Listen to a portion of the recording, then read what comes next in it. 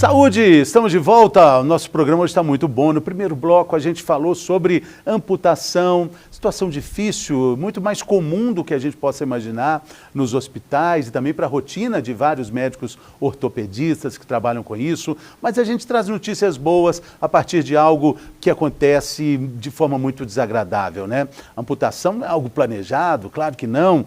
E a gente agora fala nesse bloco sobre a reabilitação, não só para os amputados, mas a reabilitação de uma forma geral. É o trabalho da fisioterapeuta do Hospital Mater Dei, Estela Vieira, da equipe de traumato-ortopédica do Mater Dei, da rede Mater Dei de Saúde. Bem-vinda, Estela, tudo bem? Obrigada, boa tarde. Boa tarde, bom dia, boa noite, para quem está acompanhando a gente também pela internet ou também em alguns horários aqui da nossa transmissão. Bom, Estela, é um trabalho... trabalho de reabilitação, no caso de amputação ou no caso de acidentes, é um trabalho de formiguinha, né? Exatamente, né? E é um trabalho que a gente não trabalha sozinho, né? Hoje, né, trabalhando no ambiente hospitalar, a gente trabalha com a multidisciplinaridade, né? Ou seja, a inserção de médico, fisioterapeuta, psicólogo, enfermagem, tudo junto para a gente conseguir aí reabilitar esse paciente. Eu estou falando formiguinha assim pelo esforço muito grande que existe para realmente entender que pequenas conquistas, e aí nós estamos falando de pequenos movimentos, são grandes vitórias. Exatamente, né? A gente começa aí com um paciente que, né, no caso uma amputação, que ele perdeu aquele membro, tem o fator psicológico ali abalado e a gente consegue, por exemplo, sentar esse paciente é um grande ganho. Ou um paciente mesmo com a lesão medular, onde ele não consegue movimentar nenhuma parte, né, do membro superior nem inferior e ele começa, às vezes, a mexer a mão. Isso é muito importante para a gente, essa conquista, né? Mas é uma conquista que ela, que nem você mesmo disse, era uma conquista que ela vem bem pequenininha e com um trabalho ali, a evolução do paciente dentro do quadro e também o paciente está empenhado a progredir, a gente consegue um bom resultado. Ele precisa, né? Ele precisa estar no mesmo barco, exatamente, literalmente, né, Estela? A família, os profissionais, né? O Dr. Gustavo, no primeiro bloco, falou que às vezes, né, é muito difícil considerar a amputação para pacientes mais idosos, diabéticos, porque ele vai precisar de uma força muscular ali que ele não tem ela trabalhada. O fisioterapeuta ajuda muito nisso, quando calcular onde é que vai ter todo um redimensionamento da força, né, dos músculos, né? Tá. O que acontece? Nem todo paciente ele é indicado a protetização, né? Para isso, a gente tem uma avaliação funcional prévia, onde a gente vai avaliar a condição física daquele paciente naquele momento da amputação, que a gente acredita que a hospitalização já vai prejudicar ele um pouco, ele vai perder força nesse contexto aí da amputação, e como ele era antes. Então, se esse paciente não era deambulador, a gente não espera, né? O deambulador não andava. A gente não espera que ele vai chegar numa fase de reabilitar e andar. Mas se ele é um paciente que ficava de pé em casa, que fazia pequenas tarefas, a gente já espera que ele consiga deambular. Então, ele é um paciente que a gente vai reabilitar pensando numa protetização. Porque nem todo paciente vai ser protetizado. Sim, assim, não vale a pena. Não custo-benefício, né? Um paciente que já não anda, né? Então, fica muito mais a critério, assim, vou dar um exemplo claro, de um paciente quando pede um dedo ou 2 dedos, aí ele quer simplesmente a estética. Aí tem prótese para estética. Nós estamos falando, né, de dedo da mão ou do pé? Tanto faz, tanto da mão ou do pé. A gente tem próteses funcionais, né? E próteses estéticas para isso. Agora, essa avaliação do movimento, né, da conquista que o paciente vai ter que comemorar dia após dia, muitas vezes tem revolta por parte dele, de pensar, por que eu, por que comigo? Sim, eu acredito que essa é a fase da negação, né? Por isso a importância da psicologia estar atuando junto com a gente da fisioterapia. A gente fala que a fisioterapia é muito ouvinte do paciente, né? E a gente está bem atuante nesse processo de incentivá-lo, né? Nessa progressão. Mas, às vezes, esse paciente precisa de um pouco mais. Ele precisa de um profissional que, no caso, psicólogo, ou então até uma medicação para a gente conseguir alavancar essa reabilitação. Essa medicação é um calmante? Isso, aí no caso, né, o médico ele vai julgar aí o que é mais interessante naquele momento. Porque um dos fatores aí do pior prognóstico do paciente é justamente a parte psicológica. Se ele não tem um psicológico que ele aguente passar por aquele momento, porque a reabilitação às vezes é dolorosa, ela não é uma reabilitação tranquila, né? Às vezes o paciente ele quer acordar, ele quer tomar o banho meio-dia, às vezes ele vai ter que acordar um pouco mais cedo, que ele vai ter que ter uma rotina mais pesada nessa fase inicial. Então vai mudar totalmente a rotina desse paciente. Então, ele precisa estar com o psicológico bem para a gente dar continuidade. A gente, né, de novo, também no primeiro bloco, falou do avanço dessas próteses, que são verdadeiros carros de Fórmula 1, né? Para quem tem essa demanda, né, de velocidade, de prática esportiva, e também outras demandas sociais mesmo, também isso pode, as próteses atendem perfeitamente. Esse é um quadro real, mas para chegar nele é preciso atravessar essa jornada que a fisioterapia vai mostrar. Olha, você tem que acostumar, tem a parte que ficou, o cotoco, o coto, fere, né, machuca, sangra. Imagino que deve ser muito doloroso tudo isso, né? Na realidade, a gente tem as fases aí, né? A pré-amputação, né, onde a fisioterapia no ambiente hospitalar consegue atuar, né, com esse paciente, fazendo os exercícios, que é possível aquele momento da cirurgia. Nós trabalhamos no pós-amputação, né? Trabalhamos com mobilização precoce. O que a gente fala? Mobilizar esse paciente o mais rápido possível, por causa das complicações da imobilidade que a gente sabe que existe.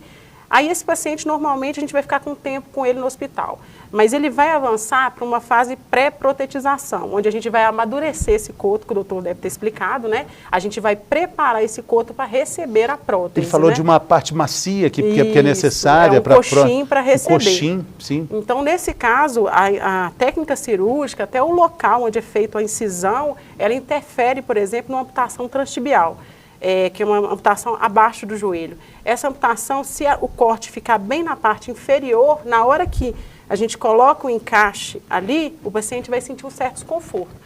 E a gente tem algumas intercorrências, complicações, tipo neuroma, não sei se ele citou, que é um crescimento do nervo ali, que pode causar dor. A gente tem sensação fantasma, né? Que é onde o paciente tem aquela sensação que ainda tem o membro. Ele falou sobre isso, tem até casos do paciente ter coceira no pé. Isso, o pé que foi amputado. O pé que foi amputado. Então, a fisioterapia, nessa fase, a gente tem, né, a técnica do espelhamento, onde a gente trabalha com a sensação fantasma, no sentido que a gente coloca uma caixa de espelho, e o paciente visualiza, né, coloca o membro amputado, né, até a parte do coto ali dentro da caixa de espelho, e o outro membro lateral, de modo que no espelho ele está vendo aquele membro não amputado, né?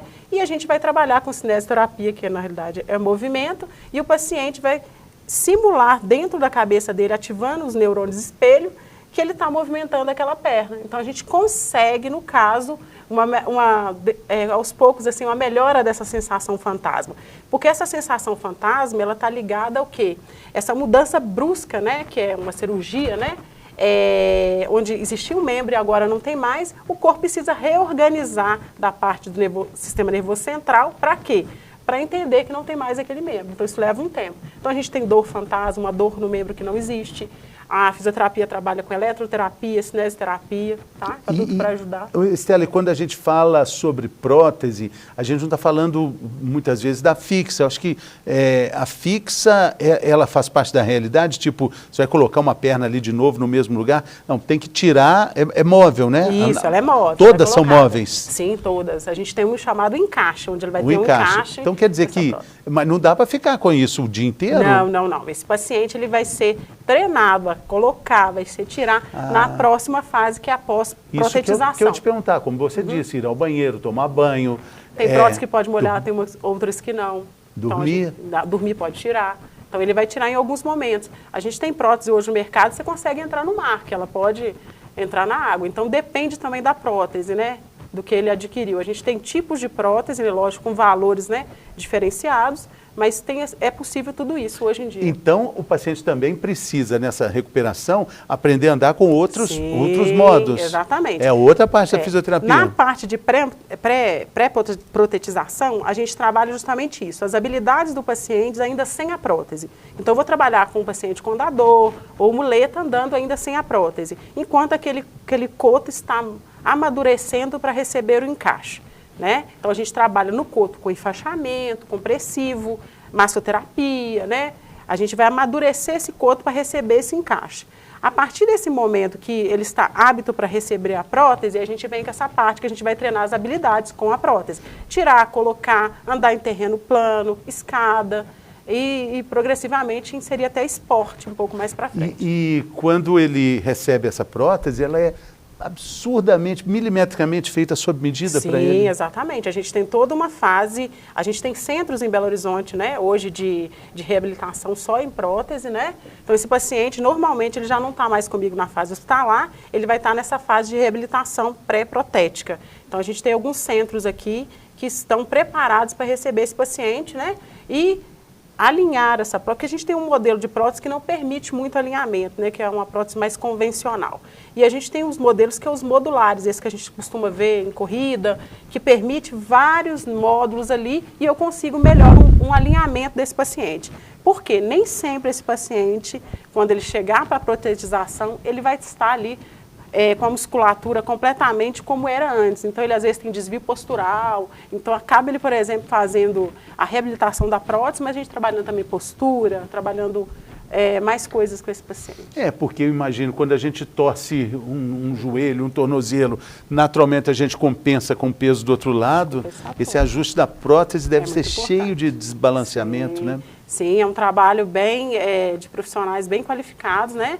Por isso que eu falo que a gente hoje tem praticamente 1 ou 2 centros em Belo Horizonte que dá essa assistência para o paciente, né? Você acha que um dia, Estela, lá na frente, no futuro, a gente vai ter essa prótese fixa, assim, até para membros inferiores e superiores? Tipo, você ganha uma outra perna mesmo, como a perna era exatamente? Eu sei que é meio impossível, mas é hoje impossível, né?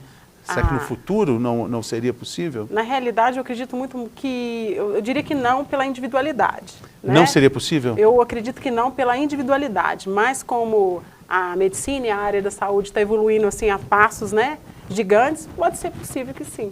Talvez até, porque a gente não pode nem falar de doação, né, porque é tão particularizado tudo, né? No caso, a parte óssea, a gente já tem essa doação, a gente já existe isso, né? Então, a gente já tem aí, por exemplo, cirurgias que eles estão usando ossos de outro paciente, né?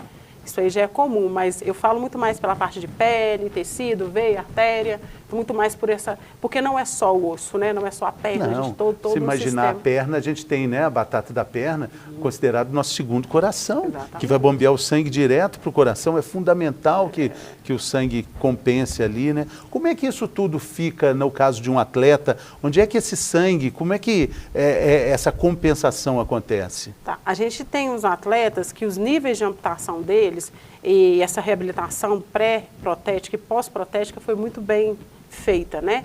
E eles trabalham com próteses que têm uma parte de comando diferenciada. Então, esses atletas, eles foram preparados e fizeram, né, fisioterapia, cinesioterapia maciça, né, uma reabilitação muito boa para que eles pudessem compensar. A gente tem hoje alguns atletas que foram desarticulados de joelho. Hoje, para atleta, a gente tem como uma bom nível de amputação para a gente conseguir um bom resultado na reabilitação. Então, ele consegue correr, mas ele é todo adaptado para isso. Esse paciente é todo treinado para essa nova realidade, né? Então, eu digo que, assim, a reabilitação é fundamental para esse paciente se ele quer voltar à rotina dele ou até mesmo conseguir voltar para o esporte aí. E como é que é a sua experiência, assim, de romper desafios, romper até mesmo limites com essas pequenas, como eu disse, né, as pequenas grandes vitórias com tantos pacientes assim que, olha, essa medula, né, essa lesão, a C4, a C4 que é a mais radical, uma das mais radicais? Não, a gente tem umas lesões que são incompatíveis com a vida, né? C1, C2, né? Casos mais graves, onde a gente tem um comprometimento mais pulmonar, né? Que é do Super-Homem. O ator que fazia Super-Homem, ele caiu num acidente de cavalo, né? Rompeu isso. Uma lesão quase incompatível com a vida. Imaginem vocês. E mesmo assim, ainda existem coisas para serem feitas, né? Eu tenho um amigo aqui de Belo Horizonte, um jovem goleiro do América, menino de 19 anos, sofreu um acidente de moto e está com essa limitação de abaixo do pescoço ele não se movimenta. Imagina, um atleta. Mas ele está comemorando que o braço está levantando um pouco. E o plano dele é jogar basquete adaptado, basquete de cadeira de rodas. Olha só como ele sonha, né? Talvez o protocolo não indique essa possibilidade, mas na sua experiência de vida, você sabe ou já viu algo acontecer mesmo com essas impossibilidades? Eu diria assim, no hospital a gente teve vários casos, né? Quando a gente discutia a equipe médica com a fisioterapia, e a gente falava, olha, esse paciente não vai andar mais, né? Olha, o prognóstico dele é mais reservado. Mas o que acontecia? Que esse paciente foi evoluindo e depois ele mandava foto para a gente andando, com a reabilitação andando. Assim, né? Com algumas limitações, mas andando.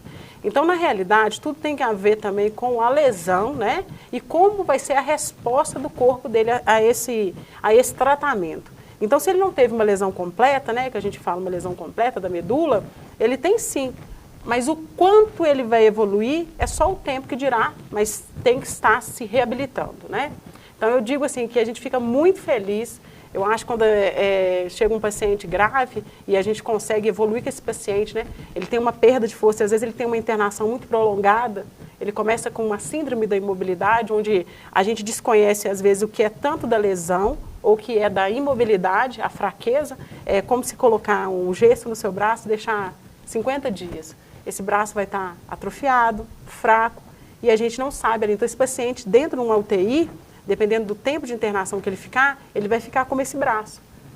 Então, a gente precisa saber quando ele começa, né, quando ele vai para a unidade de internação, no caso, quanto ele vai evoluir, porque a gente não sabe o que ele perdeu nesse tempo, né, de internação ou em relação à lesão. Então, a gente tem casos, sim, que teve pacientes, né, que com um prognóstico difícil, né, mas que conseguiram andar.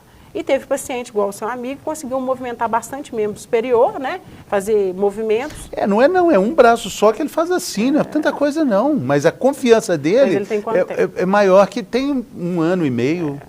A gente tem até 2 anos, né, para a gente definir assim, sim, né, o quanto a lesão vai permanecer ou quanto ele tem, né, porque a gente tem o que a gente chama de o sistema nervoso central, ele vai se recompondo ele outras vai lutando, áreas. ele luta. É a parte dele, né? Luta, mas chega uma hora que ele para de lutar. Mas precisamos dar força aí para ele continuar. Precisa, né, dar força. Você falou isso dessa imobilidade, ô Estela, tem as feridas também, né, as escaras, né, dessa imobilidade, né? Na realidade, um paciente que fica, né, com déficit de mobilidade como ele tem uma grande complicação até mesmo em contar a posição, né? Se passa mais de 1 hora sentado, aí começa a ter algumas lesões. Porque ele perde né? a sensibilidade, exatamente, né? Nós estamos falando de perda ele não de sensibilidade. sabe ali o que está incomodando ele. Então, a gente precisa de um cuidador. Mas incomoda. Se ele não tem sensibilidade, ele só vai perceber quando gerar um quadro muito mais agressivo de dor, né? Mas esse paciente precisa de um acompanhamento diário, de um cuidador, de um familiar que sempre está mudando ele de posição, né? Para que evite. Mas chega um certo ponto que a gente fala que às vezes fica até difícil, vira para cá, vira para lá, movimento. Mas esse paciente ele tem que ser inserido o mais rápido possível dentro de um contexto social, né? Aí sair de casa, colocar numa cadeira, passear com ele. Isso é muito importante para ele ver que tem mais coisas aí para frente. Né? A gente falou também sobre a rede de apoio, né? Eu acho que na fisioterapia isso aí deve ser muito valorizado, né? Você encontrar personagens, pessoas que viveram dramas parecidos, exatamente, estão enfrentando tempestades parecidas. A gente fala que isso é o fundamental, né? Quando a família consegue, por exemplo, levar esse paciente para um ambiente que ele tem contato com outros pacientes, o centro de reabilitação mesmo, né? Esse paciente ele evolui de uma forma melhor. E a gente percebe que o jovem, né? Ele vai evoluir melhor quando ele vê que ele consegue fazer as coisas, tudo que ele fazia novamente, e às vezes inserir até no esporte, coisa que às vezes ele nem fazia anteriormente. E o esporte tem mostrado, né? Exatamente, o esporte é importante. O esporte é uma porta aberta de possibilidades, exatamente, né? Tantas pessoas encontram ali, né? Uma redenção, é muito bacana. Uma habilidade que a pessoa nem imaginava ter, né? Exatamente. A gente tem, por exemplo, alguns artistas, né? Que acabaram indo para o lado do esporte e hoje são atletas paralímpicos, né? Muito bacana. Bom, a gente acho que aprendeu bastante aqui sobre a questão da amputação, mas com a possibilidade de vida, né? Com qualidade, né? Isso que é mais importante, mas é preciso estar todo mundo remando no mesmo barco para a mesma direção, né? O paciente, a família, a equipe multidisciplinar, né? Exatamente. A gente precisa, né, inserir não só o paciente, né, mas a família dentro do contexto da reabilitação, né? Quando a gente fala família, um cuidador, todo mundo tem que estar alinhado ali para a gente conseguir o sucesso aí na reabilitação. E o paciente, né, atendendo as demandas dele individual, né? Porque às vezes a gente traça um plano de tratamento que não é do paciente, né? Então o paciente também precisa falar o que é importante para ele, o que é importante, o que ele quer, aonde ele quer chegar. E a gente trabalhar junto com esse paciente aí, dentro dos objetivos dele. Stella Vieira, fisioterapeuta da traumato-ortopedia? Isso, na realidade é uma especialidade da fisioterapia, né? Eu trabalho na Materfísio, que é uma equipe de fisioterapia, na Rede Mater Dei de Saúde. Muito bem, você na fisioterapia você é especializada na traumato-ortopedia. Muito obrigado, volte sempre. Obrigada a vocês. E um abraço a todos lá do Mater Dei. Sim. A gente fica por aqui, pessoal, agradecendo também a sua companhia, pedindo aí que você mande um retorno aí do que você está achando da nossa programação, Canal Viver Brasil, 1 ano já no ar, aqui em BH e também em várias regiões de Minas Gerais. Até a próxima.